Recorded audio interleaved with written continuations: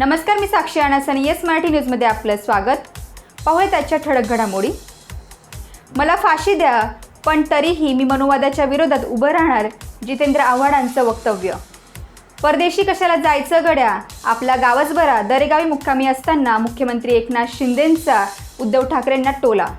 रक्ताचे नमुने बदलणाऱ्या डॉक्टरांसह शिपायांची एसीबी चौकशी होणार, तर ससूनच्या नर्सची पुणे पोलीस करणार चौकशी. भुसावळमधील हत्येच्या प्रकरणानंतर एकनाथ खडसेंचा पोलीस यंत्रणेवर निशाणा, गुन्हेगारांचं आणि पोलिसांचं संगनमत असल्याचा आरोप. ठाणे शहरात 16 ठिकाणी ड्रग्ज विक्री, मनसे नेते अभिजित पानसे यांचा आरोप. आता पाहूया ठळक बातम्या विस्ताराने. खडकवासला धरणाचे पाणी न सोडल्यास निरगुडे गावातील सामाजिक कार्यकर्ते भगवान खारतोडे यांनी आत्मदहन करणार असा इशारा संबंधित विभागाला दिला आहे. इंदापूर तालुक्यातील निरगुडे गावामध्ये पिण्याच्या पाण्याचा प्रश्न हा अतिशय गंभीर बनला आहे. तिथे असलेल्या विहिरींमध्ये सुद्धा एकही थेंब पाण्याचा उरलेला नाही. गुरांच्या आणि माणसांच्या पिण्याच्या पाण्याचा हा आता मोठा प्रश्न उभा राहिलेला आहे. तर तेथील ग्रामस्थांनी ही सरकारकडे मागणी केलेली आहे. शेटफळ, गडे, निरगुडे, पिपळ, त्याचप्रमाणे रोही, आळस इथेही पाण्याचा थेंब नसल्याने परिस्थिती बिकट झाली आहे. पिण्याचे पाणी हे इंदापूरसाठी राखीव का नाही, असा प्रश्न तेथील ग्रामस्थांना पडलेला आहे. तेथील सामाजिक कार्यकर्ते भगवान खारतोडे यांनी सर्व परिस्थिती पाहता आत्मदहन करण्याचा इशारा हा संबंधित विभागाला दिलेला आहे. निरगुडे गावामध्ये, तालुका इंदापूर, जिल्हा पुणे या गावामध्ये पिण्याच्या पाण्याचा प्रश्न अतिशय गंभीर बनलेला आहे. या ठिकाणी मी जिथे उभा आहे, ही विहीर पूर्णपणे एक टिपकाही पाण्याचा नाही, हा पूर्णपणे गाळ आहे. मला सांगा, या विहिरीमध्ये जनावरांनी पाणी प्यायचं कुठनं? जनावरं पाण्या वाचून मरून जातील, त्याचप्रमाणे माणसंसुद्धा पाणी करून येणाऱ्या काळामध्ये मरणार आहेत. माझी सरकारला विनंती आहे की जे काही आमचा कालवा आहे दौंडला, आज 22 आवर्तन चालू आहे. 1 TMC पाणी त्याला पिण्यासाठी दिलेलं आहे. इंदापूर तालुक्याला सुद्धा पिण्यासाठी पाणी द्यावं, अन्यथा आम्ही 27 मे पर्यंत जर पाणी दिलं नाही आमच्या या इंदापूर तालुक्याला, आज शेटफळगडे, निरगुडे, पिपळं, त्याचप्रमाणे आकुले, रुई, कळस या गावामध्ये, बादलवाडी या गावामध्ये पिण्याचा पाण्याचा प्रश्न अतिशय गंभीर बनलेला आहे. आज ही जी विहीर आहे तुम्ही बघता, या विहिरीमध्ये नुसता गाळ आहे, यामध्ये एकही टिपका पाणी नाही.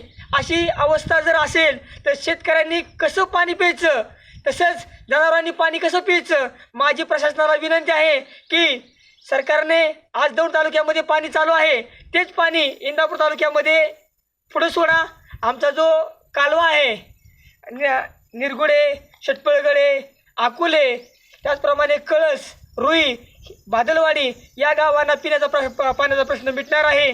माझी प्रशासनाला विनंती आहे की यामध्ये दखल घ्यावी. पूनम भगवान खारतोडे, गाव निरगुडे, गट नंबर 72. आमची नोंद नाही ऊसाची, 7 बाऱ्यावरती. शेतामध्ये ऊस आहे, शेतामध्ये ऊस आहे, त्याची नोंद नाही, पण आम्हाला त्याचा लाभ काय? जो दुष्काळ निधीचा लाभ आहे त्याच्यामध्ये पीक पाण्याची अट काय घातली आहे? पीक पाण्याची अट का ते त्यांनी नोंद 7 बाऱ्यावर नोंद आवश्यक आहे. नोंद आवश्यक पाहिजे. तुमची नोंद आहे का? नोंद नाही. पण हा तुमच्या ऊस जळाला आहे. हो, ऊस जळाला आहे. किती एकर ऊस आहे हा? 2 एकर ऊस जळाला आहे का? हो. हा सगळा ऊस तुमचाच आहे का? हो. तुमची काय विनंती प्रशासनाला? प्रशासनाला आमची विनंती की आम्ही खर्च काय केला आहे का, त्यातनं आम्हाला थोडंफार तरी द्यावं, अशी आमची विनंती. निदान 20,000 तरी एकरी द्यावा. आज ऊसाला खर्च किती आहे? आज ऊसाला एकरी 50,000 रुपये खर्च होतो. हो का? हो. आज तुम्ही जी ड्रीप टाकली आहे ती कुठून आणली आहे? ही ड्रीप आम्ही बारामतीवरून आणली. त्याचे पैसे अजून दिलेलं नाही तर. हो का? हो. म्हणजे तुम्ही ड्रीप टाकली ऊसाला, हो. ऊस तुम्ही इथपर्यंत. मी पूनम भगवान खारतोडे, गाव निरगुडे, 31/5ला जो माझ्या पतीने निर्णय घेतलेला आहे तो आम्ही सुद्धा तिथे शेटफळगडे जाऊन आम्ही सुद्धा आत्मदहन करणार आहोत. मी सुखबाई बापू खरतोडे. माझ्या पोराला जर काय झालं ते शेतफळला येऊन मी आत्मदान करणार. मी बाप्पूबाळ खरकडे माझ्या भगवानला माझ्या पोराला काय झालं तर शेतफळ येऊन आत्मदान मी करणार. माझं रुद्रप्रताप भगवान खारतोडे. माझ्या पप्पाला काय झालं तर आम्ही शेतकरी. बोला, तुझं नाव सांग. प्रताप भगवान खारतोडे. आमच्या पप्पाला काय झालं तर आम्ही बी आत्मदान करणार. आपण सर्व शेतकरी जमलो आहोत. यामध्ये आपलं हक्काचं पाणी आणि हक्काचं पाणी मिळालंच पाहिजे ह्याच्यावर जमलं आता. आणि ते पाणी आणण्यासाठी माझी काहीही तयारी आहे. बघा बरं का, मी कुठल्याही शेवटच्या टोकापर्यंत जायला तयार आहे. म्हणून मी शेवटचं टोक निवडलं आत्मदहनाचं. मग साहेबांनी सांगितलं आम्हाला की आपल्याला 31 तारखेला 11 वाजता रस्ता रोको करायचा आहे. चांगला निर्णय आहे. पण तिथं गेल्यानंतर शांततेमध्ये रस्ता रोको करायचा. आचारसंहिता कुठलाही भंग होऊन द्यायचा नाही. कोण उठवायचं हे बघायचं. मी माझं पत्र आमचे माजी आमदार हर्षवर्धन पाटला साहेबांनाही पाठवलं आहे, दत्ता मामा भरणीलाही पाठवलं आहे. तुम्ही दोघांनी तिथं रस्ता रोको करायला या, माझी विनंती केली आहे. म्हणजे कुठला पक्ष नाही, पाहण्यासाठी तुम्ही एकत्र या उद्देशाने मी त्यांना बोललेलो आहे. माझी विनंती आहे की तुम्ही सर्वांनी तिथे यावं. तिथं आल्यानंतर आपण रस्ता रोको करू. जर तिथं नंतर शांत डोक्याने आपण विचार करू काय होतंय काय नाही होत. तिथून आपण ठरल्याप्रमाणे जर तिथं निर्णय झाला नाही तर जिथं पाणी चालू आहे तिथं जाऊ. दौंडला पाणी चालू या.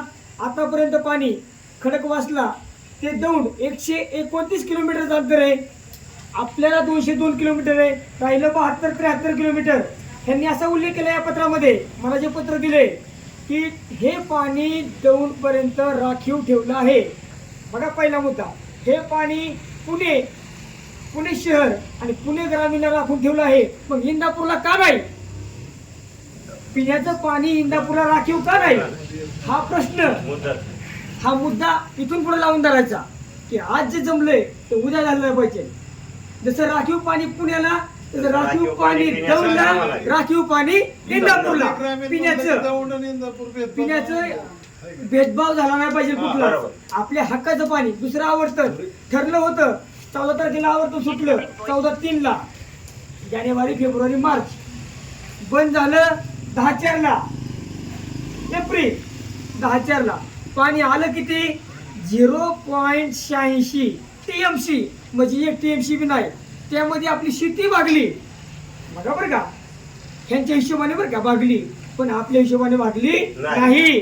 आज तुमचा फाटा क्रमांक किती या? 46 आणि दुसरा 45. मग दुसरा 46 आणि 45 फाटा क्रमांक आहे. त्याची लांबी किती या? टोटल लांबी 7 किलोमीटर. 7 किलोमीटर. आज 7 किलोमीटर पर्यंत पाणी गेलेलं नाही. ज्या वेळेस 7 किलोमीटर पर्यंत पाणी पोचल, माझं पहिलं पत्र आहे त्यांना. काल आम्ही विजू, आमचे विजय काळे सहकारी आणि मी भगवान बापू खारतोडे घाम काढला. घाम तिथं जाऊन ते हराय साहेब ना नुसतं घाम पुसत असं. रिटायरमेंट आहे, 31 तारखेला रिटायरमेंट आहे, 5:30 वाजता रिटायरमेंट आहे. भगवान असला माणूस मी पुढे बघितला नाही. बरोबर. हराय साहेबांचं स्टेटमेंट आहे, शिक्का द्या. शिक्का आणा नुसती पळत होती. भोसले साहेबाला फोन केला, कुठे आहे? पुण्याला आहे. इथं कोण आहे? मी ज्यावेळेस तिथे गेलतो फक्त 1 शिपाई होता. पण मी गेल्यानंतर 5 मिनिटांमध्ये अधिकारी वर्ग जमाच झाले, क्लर्क आले. ही ताकद आहे माझ्या उपोषणाची. आज माझा अर्ज जिथं जातो ते डोकं खांदून बसतात. उदाहरण देतो तुम्हाला, ज्यावेळेस 10 जानेवारीला उपोषणाला बसलो, माझ्या पाठीमागं कोण नव्हतं. 16 दिवस उपोषण केलं. अन्न पाणी त्याग 7 दिवस केला. पाण्याचा त्याग 7 दिवस केला माणूस आहे मी. डॉक्टरांनी बघितलं मला, माझ्या तोंडाकड पाणी संपलं होतं माझ्या शरीरातलं. हे जे म्हणलं काय आता खरं नाही. म्हणलं माझी मागणी कुठली? म्हणलं माझ्या गावामध्ये डॉक्टर आला पाहिजे. त्या निरगुडे गावामध्ये डॉक्टर उपकेंद्र आहे, डॉक्टर येतच नाही. मला आमचा पुढारी म्हणला गावातला आमच्या, अरे येणारच नाही, काय याचा पांढरा बसला होता. डॉक्टरने मला चेक केलं, माझी अवस्था बघितली. बघा मुद्दा, तसं करावी लागतं. म्हणलं माझी मागणी काय? त्याला कळलं की ह्याचं बाबा शेवट दिसतंय आता.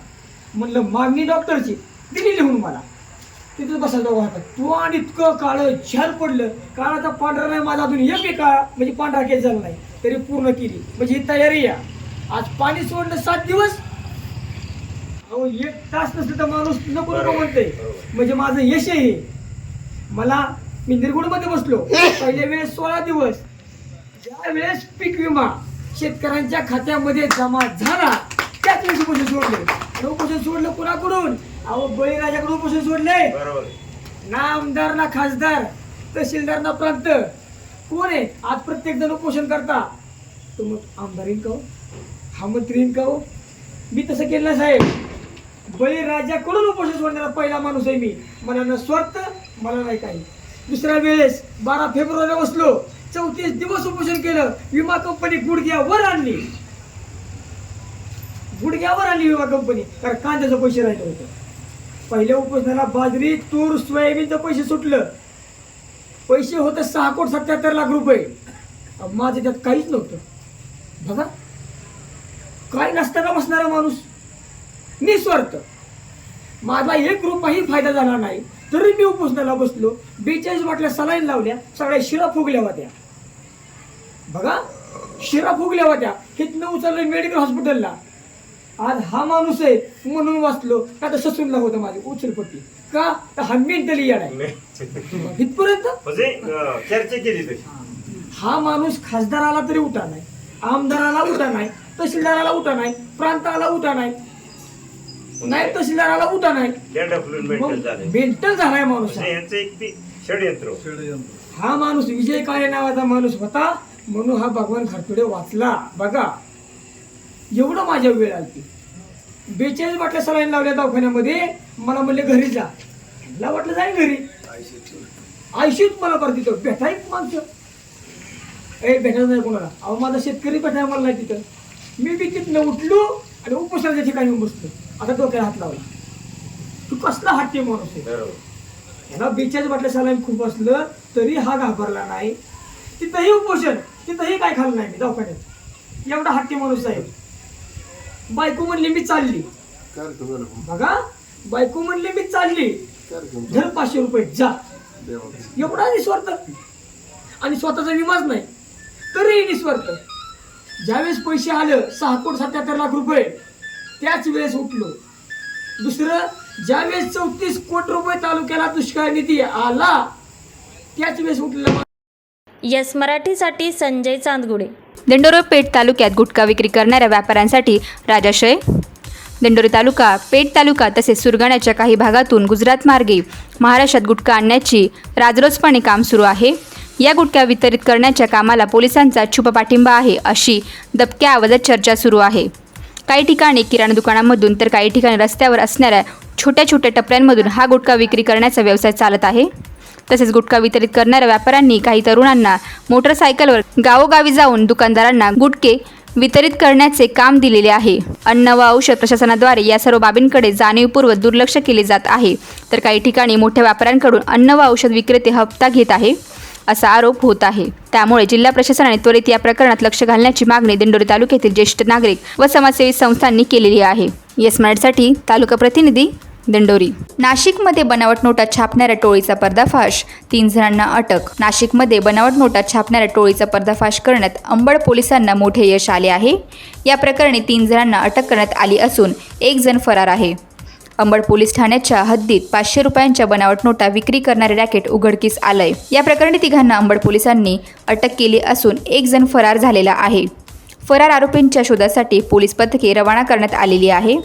पोलिसांना मिळालेल्या माहितीच्या आधारे सापळा रचून ही कारवाई करण्यात आली आहे. याबाबत अधिक माहिती अशी आहे की पोलीस अंमलदार संदीप भुरे यांना मिळालेल्या गोपनीय माहितीनुसार अशोक अण्णा पगार, वय वर्ष 45, मुक्काम पोस्ट मेंढी, तालुका सिन्नर, जिल्हा नाशिक हा नकली नोटा चलनात आणणार असून त्यासाठी तो येणार असल्याचे समजले. ही माहिती भुरे यांनी वरिष्ठ पोलीस निरीक्षक दिलीप ठाकूर व पोलीस निरीक्षक गुन्हे सुनील पवार यांना दिली. यावरून त्यांनी सहाय्यक पोलीस निरीक्षक के.टी. रौंदळे, अंमलदार किरण गायकवाड, संदीप भुरे, सागर जाधव, राहुल जगजाप, घनश्याम भोये, सुचित सिंग साळुंके, राकेश पाटील, पवन परदेशी, मते राठोड, सचिन करंजे यांचे पथक तयार करून माऊली लॉन्स येथे सापळा रचला आणि 500 रुपयांच्या बनावट 30 नोटा आढळल्या. पगारे हा माऊली लॉन्स येथे आला असता पोलिसांनी त्याला ताब्यात घेतले, त्यांची झडती घेतली. यावेळी त्याच्याकडे 500 रुपये किमतीच्या बनावट 30 नोटा आढळल्या. यावरून पोलिसांनी त्याला अटक करून चौकशी केली असता या गुन्ह्यात हेमंत कोल्हे, नंदकुमार मुरकुटे व भानुदास वाघ यांनी सिन्नर येथील एका हॉटेलमध्ये बनावट नोटा बनवल्याचे सांगितले। यावरून पोलिसांनी गुन्हे प्रगटीकरणाचे अधिकारी व अंमलदारांचे 2 तपास पथके तयार करून संशयित हेमंत लक्ष्मण कोल्हे यास नाशिकमधून अटक केली, तर नंदकुमार मुरकुटे यास सिन्नर येथून सापळा रचून अटक केली, तर चौथा संशयित भानुदास वाघ हा फरार झालेला आहे। येस मराठीसाठी शहर प्रतिनिधी नाशिक। 3.5 शक्तिपीठापैकी आद्यपीठ समजले जाणारे सप्तशृंगी गडावर मे महिन्यातला शेवटचा दिवस असल्याने सुंदर अशी लिंबूंची आरास करून मंदिर सजवण्यात आले आहे। यावेळेस हजारो लिंबूंच्या माळा करून त्या सप्तशृंगी मातेच्या मंदिरामध्ये सुंदर अशी आरास केलेली आहे। ती आरास पाहण्यासाठी सप्तशृंगी गडावरती भाविकांनी प्रचंड गर्दी केलेली आहे।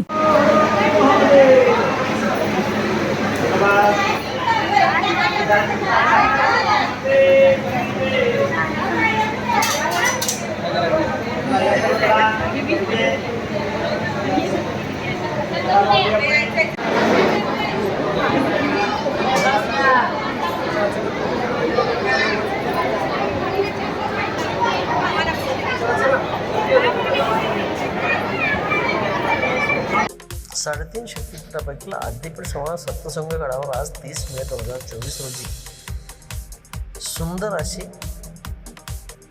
लिंबूची आरास करण्यात आली। हजारो लिंबू एकत्र केल्यानंतर त्याच्या माळा बनवत सुंदर असा देवीचा गाभारा हा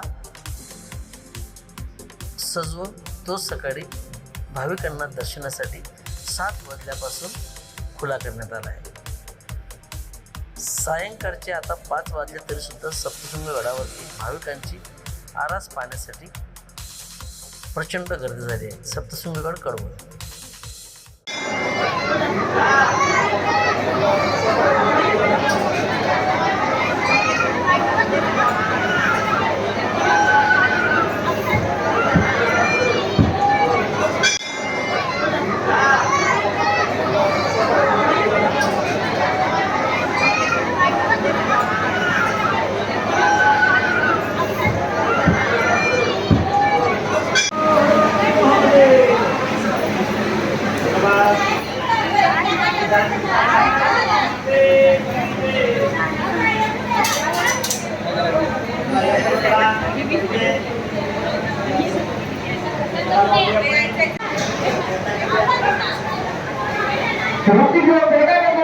येस मराठीसाठी अतिथी संपादक शामराव सोनोने, वणी।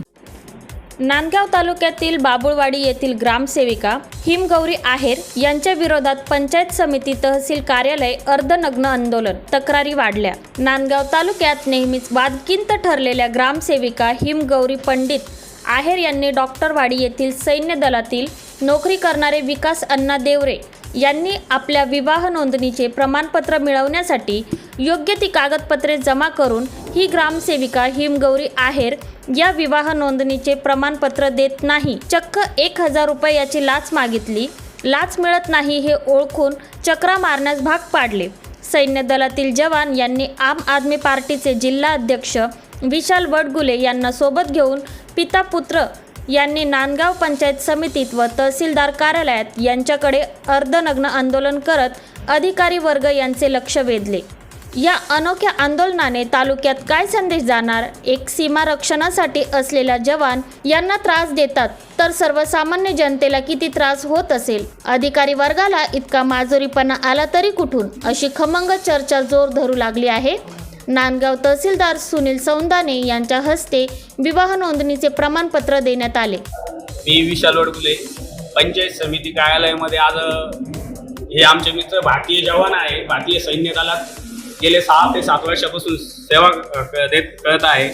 ह्या व्यक्तीला विवाह नोंदणीचं सर्टिफिकेटसाठी ग्रामसेविका मॅडम हिमगौरी मॅडम यांनी त्यांच्या वडिलांकडे 25 दिवसापूर्वी सगळे डॉक्युमेंट जमा केल्यानंतर काही मागणी केली, ती न केल्यामुळे गेली 25 ते 30 दिवसापासून त्या व्यक्तीला फिरवताय आणि या जवानाला उद्या ड्युटी संपून जॉईंट व्हायचं आहे, तिथं त्याला शासकीय कामासाठी ते डॉक्युमेंट लागत आहे, तरी ते डॉक्युमेंट भेटत नाही। या नांदगाव पंचायत समितीचा एवढा भोंगा कारभार। आम्ही गट विकास अधिकाऱ्यांशी बोलायला गेलो तर ते म्हणतात कायदा आम्हाला शिकवू नका, जिनं पैसे मागितले ते आमच्या पैसे सांगू नका। ही कोणती पद्धत झाली? जर भारतीय जवानाला जर हे डॉक्युमेंटसाठी कागदासाठी फिरवत असेल तर सर्वसामान्य जनतेचं काय? एकीकडं येस मराठीसाठी विजय बडोदे, नांदगाव. रस्ते तयार करण्याच्या कामामध्ये भ्रष्टाचार कसा होतो ते पहा ह्या व्हिडिओच्या माध्यमातून. रस्ते तयार करताना संबंधित यंत्रणेकडून भ्रष्टाचार कसा केला जातो आणि रस्त्याचे काम कसे निकृष्ट दर्जाचे केले जाते हे प्रत्यक्षात घडले आहे. नगर जिल्ह्यातील पारनेर तालुक्यामध्ये यांचा भांडाफोड केला आहे. एका सामाजिक कार्यकर्ते यांचे संपूर्ण विश्लेषण पहा फक्त आमच्या येस मराठी न्यूजवर. ही अशी रस्त्यांची अवस्था आहे. म्हणजे दर 5 वर्षाला जर आपण परत नवीन रस्ता करायचा, जर रस्ता जर 5 वर्षामध्ये जर असे उकडून जात असतील मग काय. आणि याच्यामध्ये होतं काय, आता भ्रष्टाचार कसा होतो ते तुम्हाला सांगतो. 15 लाखाचा रस्ता आहे. 15 लाखाचा रस्ता आला का जो पुढारी, खासदार असू द्या, आमदार असू द्या, जो ते पत्र देतो तिकडून मिळवून त्याला मंजुरीचं, तो घेतो 20%. 15 लाखाला 20% किती झाले? 3 लाख रुपये. 3 लाख रुपये. 3 लाख रुपये गेले. खाली किती राहिले? 12 लाख. 12 लाख. बरं, त्याच्यामध्ये परत जो अधिकारी त्याला ती वर्क ऑर्डर देतो तो घेतो 5%, 75,000. बरं, आणि परत जो ते काम व्यवस्थित झालंय तो पाहणी करतो ना तो घेतो 5%, 75,000. हा. आणि नंतर त्याला जो बिल काढून देतो ना शेवटचं तो घेतो 5%, ते परत 75. आणि किती झाले? 5.25 लाख रुपये हे झाले त्या 15 लाखातले. आणि नंतर परत त्याच्यामध्ये त्यांना GST 18% केंद्र सरकारला द्यायचं आहे. GST 2,70,000 म्हणजे 2,70,000 आणि ते 5.25 हे किती झाले? 7 लाख रुपये. मग 15 लाखातले जर 7 लाख रुपये जर असे गेले तर त्याला 8 लाखामध्ये त्या ठेकेदाराला रस्ता करायचा आहे. मग मी माझ्या पुढाऱ्यांना मी नेहमीच सांगतो का अरे तुम्ही तुमची टक्केवारी घेऊन बाजूला वात्या, तो पुढारी अधिकारी त्यांची टक्केवारी घेऊन बाजूला वात्या, मग त्या ठेकेदाराला लक्ष ठेवील कोण? आणि त्यांना तो 15 लाखाचा रस्ता 8 लाखात कसा करायचा, हा मोठा प्रश्न आहे ना. आणि मग तो काय करतो, आणि वरून त्याला 8 लाखातच नाही करायचं, त्याला 15 लाखाची बिलं द्यायची शासनाला. 15 लाखाचे बिलं द्यायला त्याला परत ते खोटे बिलं बनवून देणार आहे, परत ती टक्केवारी. आणि त्या 8 लाखात तो पूर्ण रस्ता नाही करीत, त्याच्यातही त्याला 3-4 लाख रुपये पाहिजे. त्याने एवढे चक्रा मारलाय, तो घेतो त्याच्यात 3-4 लाख रुपये. मग 4 आणि 5 लाखामध्ये रस्ता होईल कसा? जो रस्ता 15 लाखाचा आहे. म्हणजे अख्खा महाराष्ट्रातले देशातले सगळे कामं आणि भ्रष्टाचार असा चालू आहे. म्हणून माझी तुम्हाला सगळ्यांना एक विनंती आहे, कोणताही आमदार, खासदार, कोणता असो, कोणताही उमेदवार तो इथं आला त्याला एकच प्रश्न विचारा, भाऊ तुझं पगारामध्ये भागल? बरोबर ना? पगारामध्ये भागल का? आमदारला 2,64,000 रुपये पगार, खासदारला त्याच्यापेक्षा जास्त असेल. आणि वरून मरेपर्यंत पेन्शन, मिळाल्यावर कुटुंबाला पेन्शन. मग एवढंच भागल का? तो हाच म्हणणार आहे. नाही, अरे आपण ठेकेदारांना विचारू, त्यांचे कान धरू. तुम्ही फक्त एकदा विचारून घ्या, जाहीर सभांमध्ये त्यांना शपथी घ्यायला लावा. म्हणून आम्हाला आता असाच उमेदवाराला आम्ही मतदान करू जो छाती ठोकून जाहीर भाषणांमध्ये सांगेल मी टक्केवारी घेणार नाही आणि कोणाला टक्केवारी घेऊ देणार नाही. का रे हे अधिकाऱ्यांनो, लाख 1.5 लाख रुपये पगार ना तुम्हाला, तरी भडव्यानं तुम्हाला रस्त्यांमधलं खायचं आहे का? संडासांमधलं खायचं आहे तुम्हाला? लाजा नाही वाटत? अरे त्या वर्षाला तर घाबरा जरा. हा, अरे भ्रष्ट अधिकारी आणि भ्रष्ट पुढारी हेच खरे देशाचे गद्दार. म्हणजे एकमेकास सहाय्य करू अवघे हो श्रीमंत, लाचखोर भ्रष्टाचारी, लाचखोर भ्रष्टाचारी हेच खरे देशाचे गद्दार. मग अशा गद्दारांना, अशा भ्रष्ट लोकांना आपल्याला धडा शिकवायचा आहे. तुम्ही सगळे संघटित आहे. कोणताही पुढारी येऊ द्या, त्याला विचारायचं भाऊ तू टक्केवारी शिवाय काम कर, पगारात तुझं भागलं पाहिजे तरच आम्ही तुला मतदान देऊ. जय जवान जय किसान, जय जवान जय किसान, भारत माता की जय, भारत माता की जय, वंदे मातरम, वंदे मातरम. भूमिपुत्र फाउंडेशनचा विजय असो, भूमिपुत्र फाउंडेशनचा विजय असो. चला, धन्यवाद. धन्यवाद. फर्टिलायझर कंपनीची लाखोंची फसवणूक, खत विक्रेत्याला इंदिरानगर पोलिसांकडून अटक. Akshat fertilizer and plant nutrition private limited या कंपनीची सुमारे 51 लाखाची फसवणूक केल्याप्रकरणी रायगड कृषी उद्योगाच्या संचालकास इंदिरानगर पोलिसांनी अटक केली आहे. या प्रकरणी इंदिरानगर पोलिसात गुन्हा दाखल करण्यात आलेला आहे. सागर कैलास शिंदे, राहणार रायगड कृषी उद्योग, गोटी रोड, हनुमान मंदिराजवळ, तालुका सिन्नर, जिल्हा नाशिक असे संशयिताचे नाव आहे. अक्षत फर्टिलायझर कंपनीचे विभागीय अधिकारी रोशन मोरे, राहणार हरिदर्शन अपार्टमेंट, वृंदावन नगर, जत्रा हॉटेल, आडगाव यांच्या फिर्यादीनुसार 2019 मध्ये सिन्नर तालुक्याकरता रायगड कृषी उद्योग संचालक सागर शिंदे यांच्याशी कंपनीचे डीलरशिपसाठी rod Rio hotel, Lekhanagar, Nashik येथे बैठक झाली. डीलरशिप सिक्युरिटीकरिता कंपनीत 25,000 रुपये भरल्याने त्यांना सिन्नर तालुक्याच्या कंपनीच्या मालाची डीलरशिप दिली होती. त्यानंतर 51,27,274 रुपयाचे खतं 60 दिवसात कंपनीच्या मालाचे पैसे देतील या करारावर दिली. 1.5 महिन्यात शिंदे यांनी फक्त 1 लाख रुपये परत केले व वेळोवेळी मुदत वाढून घेऊन ऑगस्ट 2019 मध्ये दुकान बंद करून फरार झाला. आजपर्यंत पैसे देण्यास टाळाटाळ केल्याने कंपनीकडे नियमानुसार सागर शिंदेंनी कंपनीकडे दिलेला कोरा धनादेश बँकेत वटवण्यासाठी दिला असता चेक बाउन्स झालेला आहे. या प्रकरणी इंद्रनगर पोलिसात फसवणुकीचा गुन्हा दाखल करण्यात आला आहे. शहर गुन्हे शाखेच्या युनिट 1च्या पथकाने शिंदे यास अटक केली आहे. गुन्ह्याचा तपास वरिष्ठ पोलीस निरीक्षक अशोक शर्माळे हे करीत आहे. येस मराठीसाठी शहर प्रतिनिधी नाशिक. या व्हिडिओमध्ये जी गर्दी आहे ती कुठल्याही कार्यक्रमाची अथवा निवडणुकीच्या प्रचार सभेची नसून आज गावात पाणी आलं आहे. कांडोळपाडा, पोस्ट भुवन, तालुका पेठ, जिल्हा नाशिक या गावात पाण्याची परिस्थिती किती भीषण आहे याचे वास्तव दाखवणारा हा व्हिडिओ. आता तरी प्रशासनाला जाग येईल का? जलजीवन मिशन अंतर्गत हर घर जल हर घर नल अशी घोषणा करणारे केंद्र सरकार आणि त्या घोषणा राबवणारे प्रशासन यांना ही परिस्थिती दिसत नाही का? आपण बघू शकतो टँकर आल्यानंतर शेकडो भांडे व शेकडो लोक पाणी काढण्यासाठी मिळेल ते भांडे घेऊन लहान बालक अबालवृद्ध किती मेहनतीने पाणी भरण्याचा प्रयत्न करीत आहेत. चंद्रावर चंद्रयान पोहोचल्याच्या गप्पा मारणाऱ्या आपल्या या भारत देशात पाण्यासाठी किती भीषण परिस्थिती आहे याचे वास्तव दाखवणारा हा व्हिडिओ.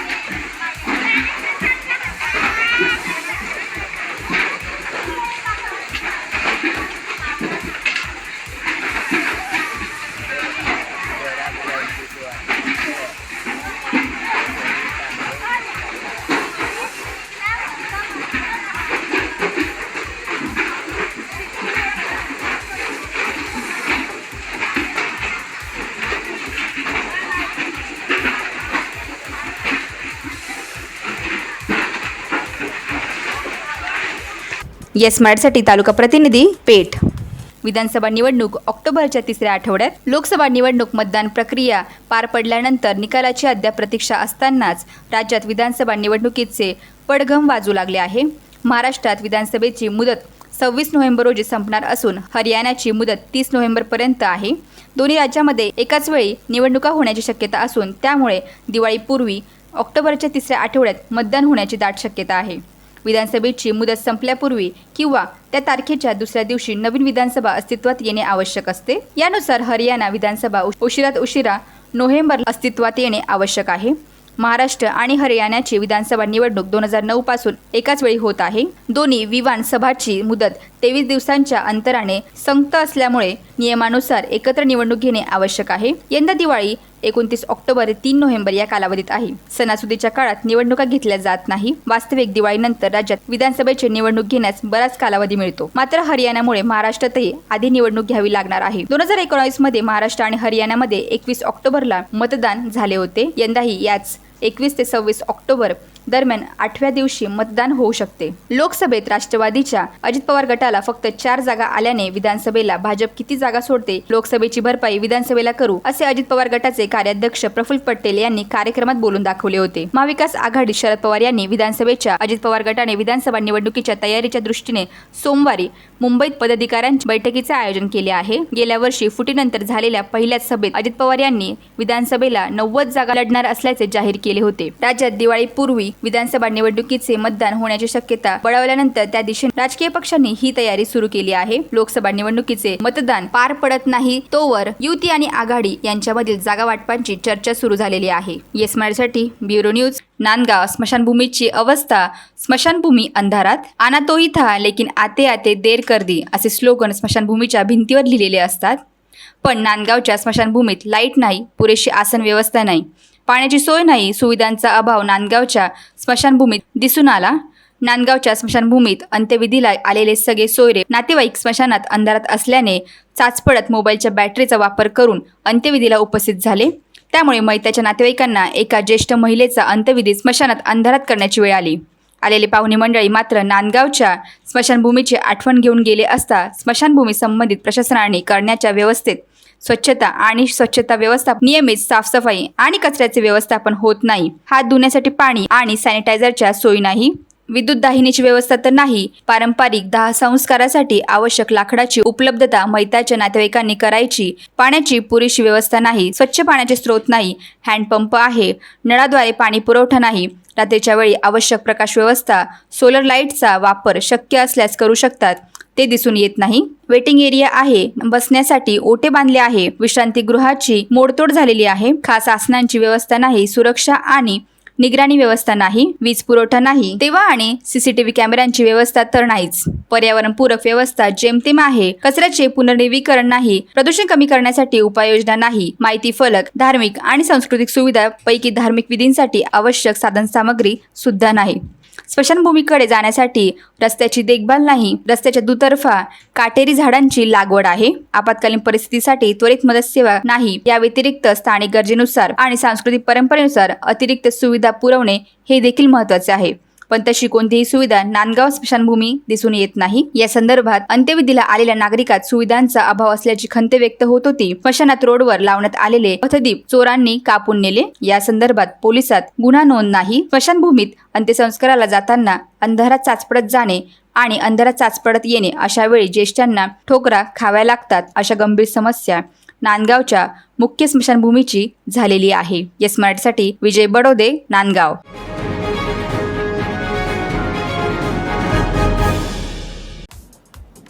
नमस्कार, मी साक्षी अनासने. येस मराठी न्यूजमध्ये आपलं स्वागत.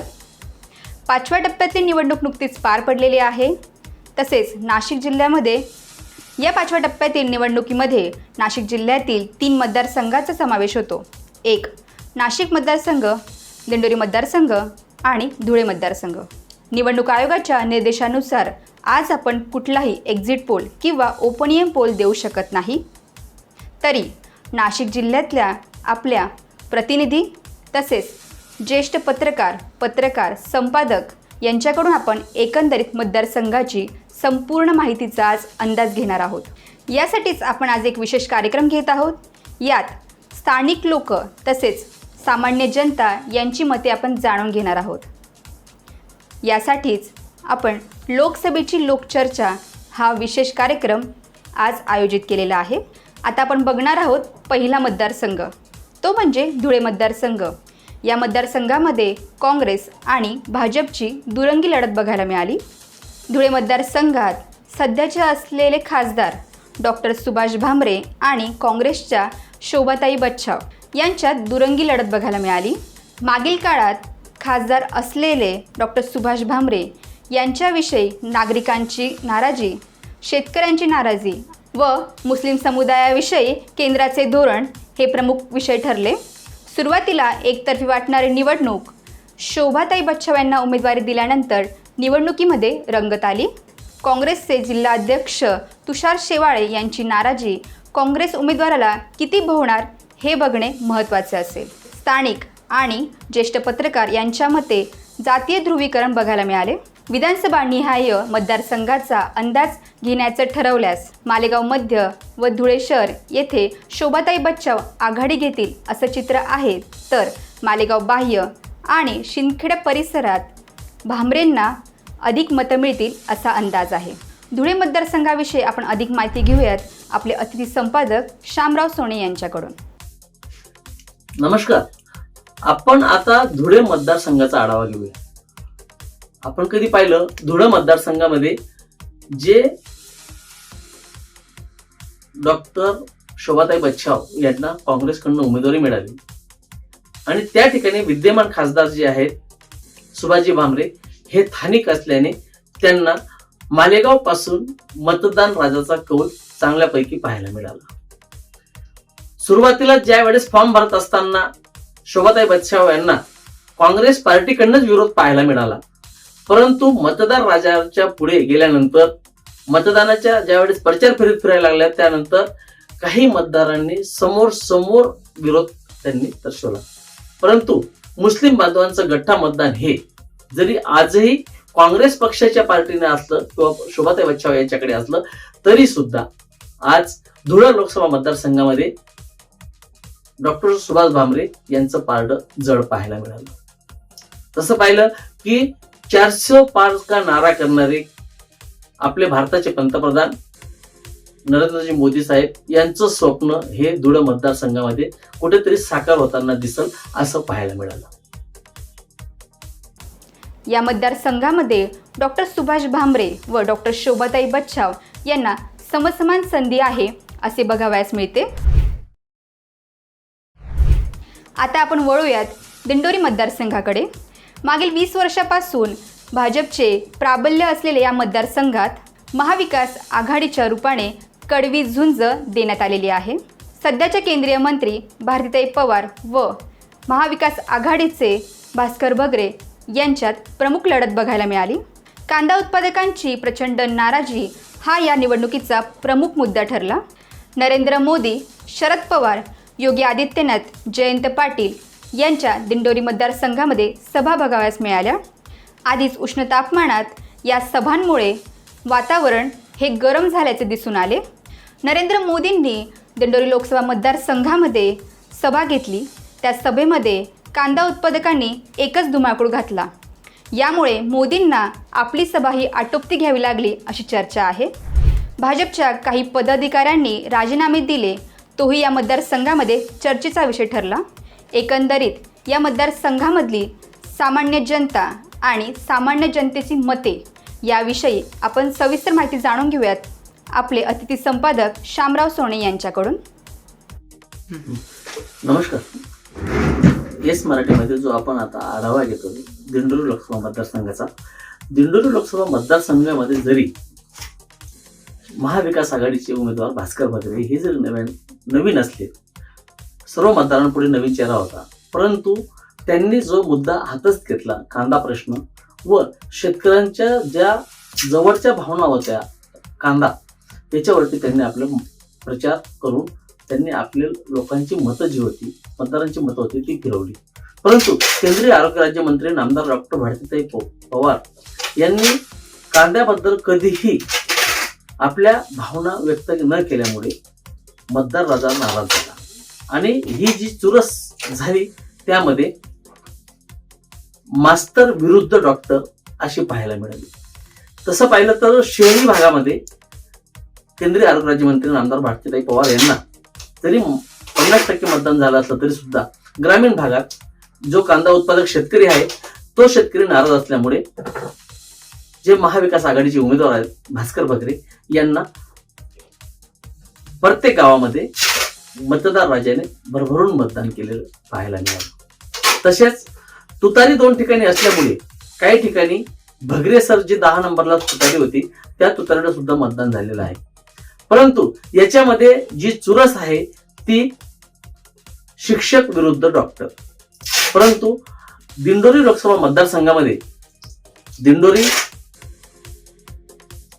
सुरगाणा तसेच पाहिलं तर पेठ भागामध्ये CPM म्हणजे कॉम्रेड JP गावित यांनी जो पाठिंबा दिला त्या पाठिंब्यामुळे जे सीपीएमचं गठ्ठा मतदान आहे ते गठ्ठा मतदान परिपूर्ण हे तुतारी म्हणजे महाविकास आघाडीचे उमेदवार भास्कर बगरे यांना पडलेले आहे.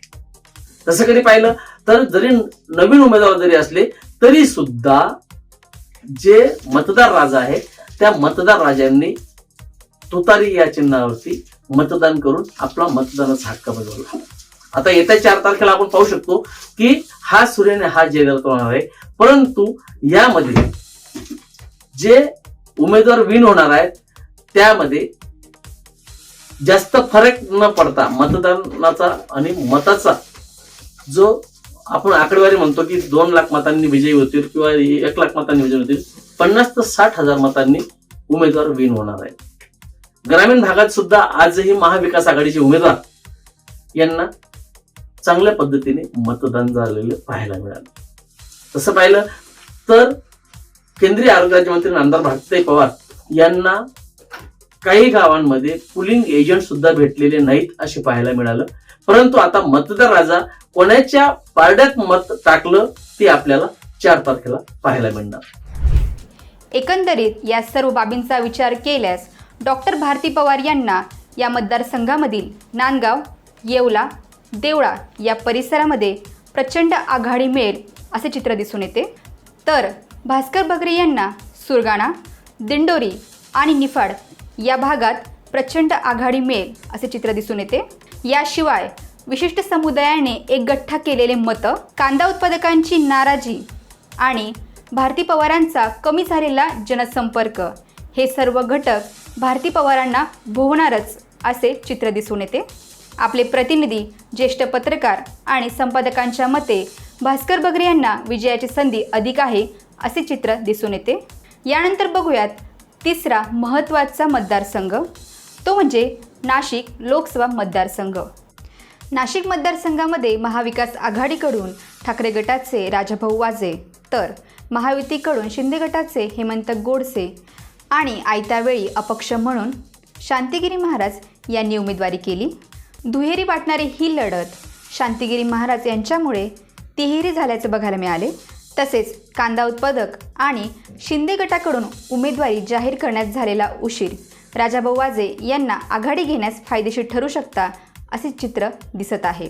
तसेच मागील 14 वर्षापासून जिल्हा प्रमुख असणारे विजय करंजकर यांनी निवडणुकीच्या तोंडावर शिंदे गटात प्रवेश केला असे अनेक संमिश्र मुद्दे आहे. याशिवाय वंचित बहुजन आघाडीकडून मराठा समाजाचे नेते करण गायकर यांनीही आपले नशीब आजमावले आहे. ग्रामीण भागात प्रचंड प्रमाणात मतदान झाल्याचे आढळून येते, तर शहरामध्ये मतदानाच्या विषयी उदासीनता आढळून येते. एकूण ज्येष्ठ पत्रकारांच्या मते आणि मतदारांच्या मते राजाभाऊ वाजे यांना ही निवडणूक पोषक ठरल्याचे दिसून येते. 5व्या टप्प्यातील सर्व जागांपैकी नाशिक मतदारसंघाची ही जागा उद्धव बाळासाहेब ठाकरे यांना आश्वासक वाटत आहे. शिवसेना नेमकी कोणाची या प्रश्नाचं उत्तर नाशिकमधील ही जागा देईल असे चित्र दिसून येते. प्रचाराच्या अखेरच्या दिवशी अपक्ष उमेदवार शांतिगिरी महाराज यांनी भव्य अशी रॅली काढली आणि या रॅली दरम्यान शांतिगिरी महाराजांनी मोदींच्या बॅनरच्या दिशेने हार फेकला. या अनुषंगाने जर बघायला गेले तर भाजपचे हिंदुत्ववादी मते ही शांतिगिरी महाराजांना मिळतील असे चित्र दिसून येते. तसेच याचा कुठेतरी फटका हा हेमंत गोडसे यांना बसणार आहे. एकंदरीत मतविभाजनाचा फायदा हा राजाभाऊ वाजे यांना थेट होत आहे आणि नाशिक मतदारसंघाची ही जागा उद्धव ठाकरे यांच्या पारड्यात जाणार असेही चित्र तयार होत आहे. तरीही या मतदारसंघाविषयी सविस्तर माहिती जाणून घेऊयात आपले अतिथी संपादक शामराव सोने यांच्याकडून. नमस्कार. नाशिक मतदारसंघाचा आढावा कधी घ्यायला गेलो तर राजाभाऊ वाजे व जे शिवसेनेकडनं उमेदवारी करतायत ते हेमंतप्पा गोडसे. नाशिक मतदारसंघामध्ये सुद्धा अनेक दिवस शिवसेनेकडनं किंवा भारतीय जनता पार्टीला उमेदवार भेटत नव्हता. उमेदवारीचा घोळ चालू असतानाच या ठिकाणी राजाभाऊ वाजे यांची प्रथमतः उमेदवारी फिक्स करून नंतर भारतीय जनता पार्टीचे उमेदवार महाराष्ट्र राज्याचे मुख्यमंत्री एकनाथरावजी शिंदे साहेब यांनी घोषित केल्यानंतर त्यांना उमेदवारी देण्यात आली. परंतु आपण कधी पाहिलं की त्यामध्ये सुद्धा मोठा घोळ हा मतदार राजांमध्ये पाहायला मिळाला. त्या ठिकाणी राजाभाऊ वाजे यांचं सिन्नर इगतपुरी भागामध्ये जनसंपर्क मोठा असल्यामुळे राजाभाऊ वाजे हे सुद्धा विन व्हायची शक्यता मतदार राजा वर्तवतायत. आपण नाही, पण मतदारांचं म्हणतात की राजाभाऊ वाजे हे सामान्य कार्यकर्ते असून गोरगरिबांच्या हाकेला धावून जाणारे कार्यकर्ते आहेत, म्हणून त्यांच्या पाठीशी आम्ही उभे आहोत असे सिन्नर व इगतपुरी भागातील जे नागरिक आहेत, जे मतदार आहेत, त्यांनी प्रत्यक्ष सुद्धा बोलून दाखवले. तसं पाहिलं विद्यमान खासदार हेमंतप्पा गोडसे यांची कारकिर्दीही चांगली होती. हे सुद्धा आपल्या मतदारांपर्यंत नेहमी पोहोचत होते, परंतु ह्या वेळेस चुरशीची लढाई असल्यामुळे येत्या 4 तारखेलाच पाहूया कोण विन होतं. एकंदरीत नाशिक विभागामधील 2 मतदारसंघ हे महाविकास आघाडीच्या पारड्यात जातील असं चित्र आहे, तर एक मतदारसंघ महायुतीसाठी फायदेशीर ठरताना दिसत आहे. महाराष्ट्राचे 48 मतदारसंघांपैकी 28 ते 30 मतदारसंघांमध्ये महाविकास आघाडीच्या जागा येऊ शकतात आणि उर्वरित जागांवरती महायुतीचे आणि अपक्षांचे वर्चस्व राहील असे एकंदरीत चित्र बघायला मिळत आहे. येस मराठी न्यूजसाठी संपादकीय. अशाच प्रकारच्या ताज्या घडामोडींसाठी येस मराठी न्यूज यूट्यूब चॅनलला शेअर करा, सबस्क्राईब करा, लाईक करा आणि पाहत राहा येस मराठी न्यूज.